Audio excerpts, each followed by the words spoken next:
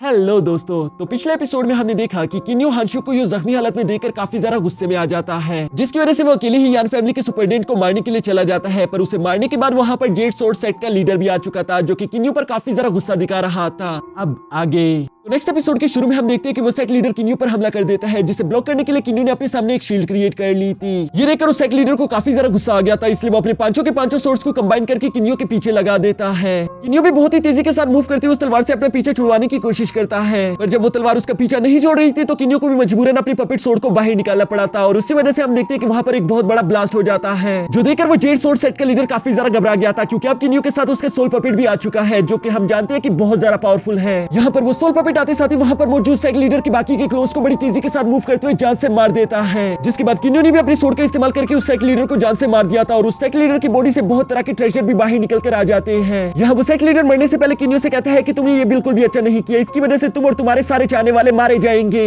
दूसरी तरफ set leader के भाई को भी ये खबर मिल चुकी थी कि मेरे भाई को एक किन्यो नाम के शख्स ने मार दिया। किन्यो घर वापस आने के बाद उस सेट लीडर की एनर्जी क्रिस्टल को एब्सॉर्ब करने की कोशिश कर रहा था, ताकि वो अपने कल्टीवेशन लेवल को बढ़ा सके, और ऐसा करते हुए वो डार्क स्टार की लास्ट स्टेज पर पहुंच जाता है, जिसकी वजह से उसकी कुछ न्यू एबिलिटीज भी ओपन हो गई थी। यहाँ किन्यो खुद को पूरी तरीके से स्ट्रॉन्ग करने पर ध्यान दे रहा था, क्योंकि वो जानता था कि आज के दिन उसने जो किया है उसकी वजह से जेड सोर्ड सेट वाले चुप नहीं बैठेंगे, इसलिए वो खुद की प्रैक्टिस करने के लिए अपने गोल्डन स्क्रोल में से एक 9th लेवल की डीमन किंग को बाहर समन कर लेता है, जिसका नाम था कोंगलोंग। यहाँ किन्यो कोंगलोंग से कहता है कि तुम एक 9th लेवल की डीमन किंग हो, और मैंने अभी कुछ कल्टीवेशन टेक्निक सीखी है, जिसके लिए मैं चाहता हूँ कि तुम मुझसे फाइट करो, ताकि मैं उन टेक्निक्स को अच्छे से प्रैक्टिस कर सकूं। ये सुनकर कोंगलोंग फौरन से किन्यो पर हमला करना शुरू कर देता है। यहाँ इस फाइट के दौरान किन्यो नोट करता है कि कोंगलोंग की रफ्तार तो बहुत ज्यादा है, इसलिए वो कोंगलोंग से कहता है कि तुम काफी ज्यादा खतरनाक हो, इसलिए तुम जेड सोर्ड सेट के एम्परर से फाइट कर सकते हो। जिस पर कोंगलोंग बताता है कि मास्टर, मैं आपके लिए किसी के साथ भी फाइट करने के लिए तैयार हूँ, लेकिन एम्परर यू बहुत ज्यादा खतरनाक इंसान है, मुझे नहीं लगता कि मैं उनसे जीत पाऊंगा। साथ ही वो यहाँ पर किन्यो को वार्न करते हुए कहते हैं कि मास्टर, अभी के लिए आप जिस लेवल पर मौजूद है, मुझे नहीं लगता कि आप भी उसे हरा पाएंगे। ये बिल्कुल वैसे ही होगा जैसे एक अंडे और पत्थर को आपस में टकराया जाए, इसलिए मैं आपसे कहना चाहूंगा कि आपको भी उनसे पंगा नहीं लेना चाहिए। जिस पर किन्यो जवाब देते हैं कि ये सब सोचने के लिए बहुत ज्यादा देर हो गई। इसके बाद हम लोग 1 साल बाद का सीन देखते हैं, जहाँ किन्यो खुद से कह रहा था कि बहुत वक्त हो चुका, लेकिन अभी तक मेरी मुलाकात हाफी और सेबल से नहीं हो पाई, मुझे कुछ भी करके अपने भाइयों को ढूंढना होगा। और वो ये कहते साथ ही अपने पास से एक मैप निकाल लेता है, जिस पर वो कहता है कि फेरीलैंड तो बहुत ज्यादा बड़ा है, मुझे मालूम नहीं कि आखिर मैं उन लोगों को कहां पर ढूंढूंगा। तभी अचानक वहां पर किन्यो के असिस्टेंट और हांशु भी आ जाते हैं, जो कि किन्यो के पास आते साथ ही हांशु फौरन किन्यो के सामने झुक गया था। वो किन्यो से कहता है कि मास्टर, मुझे माफ कर देना, मैं आपके किसी भी काम नहीं आ पाया, ना तो मैं आपके लिए वो मैप ला पाया हूँ, ना मैं आपकी और कोई मदद कर पाया। जिस पर किन्यो मुस्कुराते हुए उसे सिर्फ देख रहा था। साथ ही साथ यहाँ पर किन्यो देखता है कि हांशु अपने गोल्डन एलेक्सर स्टेज पर पहुंच चुका है, यानी कि उसने दिन रात मेहनत करके खुद की कल्टीवेशन पर ध्यान दिया होगा। ये देखकर किन्यो को हांशु की हार्ड वर्क काफी ज्यादा अच्छा लगता है, इसलिए वो हांशु से कहते हैं कि याद है तुमने आज से 1 साल पहले मुझसे कुछ कहा था, तुम मेरे स्टूडेंट बनना चाहते थे, तो क्या अभी तुम उसके लिए तैयार हो? जो सुनकर तो हांशु की खुशी का ठिकाना ही नहीं रहता, और इसलिए वो कहते हैं कि यस मास्टर, मैं अभी भी आपका स्टूडेंट बनने के लिए पूरी तरीके से तैयार हूँ। ये सुनकर किन्यो कहता है ठीक है, फिर आज से तुम मेरे नए डिसिपल हुए, और आज के बाद तुम मेरे साथ ही ट्रेनिंग करोगे। जिसके बाद हम देखते हैं कि किन्यो ने हांशु की ट्रेनिंग शुरू करवा दी थी, और वो उसे सख्त से सख्त ट्रेनिंग करवा रहा था, जबकि हांशु भी अपनी पूरी मेहनत कर रहा था। इसके बाद यूं ही समय गुजरता जा रहा था, और हम देखते हैं कि यहाँ हांशु और मिस लिन एक दूसरे के काफी ज्यादा करीब आ चुके थे।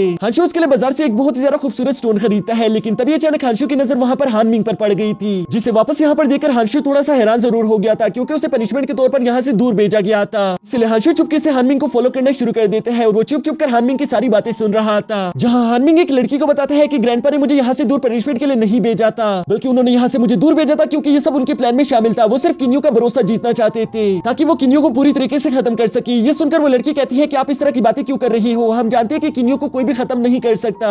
साथ ही साथ आपके ग्रैंडपा ने कहा था कि हमें किन्यो का पूरी तरीके से ख्याल रखना चाहिए, इससे पहले कि वो गुस्सा हो जाए। जिस पर हान मिंग कहते हैं कि नहीं नहीं, ये तो हमारे ग्रैंडपा की सिर्फ एक चाल थी, वो तो किन्यो को सिर्फ एक चाकू की तरह इस्तेमाल कर रहे थे, ताकि वो यान फैमिली को खत्म करके जेड सोर्ड सेट में अपनी जगह ले सके। ये सुनकर हांशु को सब समझ आ जाता है, इसलिए वो अपने ग्रैंडपा की बातें सुनने के लिए भी अपने सोल आई का इस्तेमाल करता है, जहाँ वो देखता है कि उसके ग्रैंडपा जेड सोर्ड सेट के नए लीडर के साथ बातें कर रहे थे, और वो नया लीडर यहाँ पर उसके ग्रैंडपा को बताता है कि किन्यो को पकड़ने के लिए 3 एल्डर्स आ रहे हैं। साथ ही साथ वो लोग अपने साथ एक बहुत बड़ी आर्मी भी लेकर आ रहे हैं, जिसके बाद वो लोग किन्यो को पकड़कर जान से मार डालेंगे, और इस काम में मिंग हान तुम हमारी मदद कर रहे हो, इसलिए हम तुम्हारी लू फैमिली को एक बहुत बड़ा इनाम देंगे। ये सब सुनकर तो हांशु बहुत ज्यादा घबरा गया था। साथ ही साथ वो सोचता है कि मुझे कुछ भी करके अपने मास्टर की हिफाजत करनी होगी, इसलिए वो सबसे पहले जाकर मिस लिन से मुलाकात करता है, जहाँ वो उसे वो स्टोन देते हुए कहते हैं कि तुम्हें मुझ पर भरोसा करना होगा। मैं चाहता हूँ कि आज की शाम तुम मास्टर किन्यो के साथ मेपल स्टार को छोड़कर चली जाओ, हो सके तो मैं भी वहाँ पर आने की कोशिश करूंगा, पर अगर मैं वहाँ वक्त पर ना आ सका तो तुम लोग मेरा इंतजार नहीं करोगे। मुझसे वादा करो कि तुम यहाँ यहाँ से चली जाओगी। और ये कहने के बाद हंशु सीधा भागता हुआ यहाँ किन्यू के पास भी आ जाता है, लेकिन वो किन्यू को इस बारे में कुछ नहीं बताता कि मैंने क्या क्या सुना,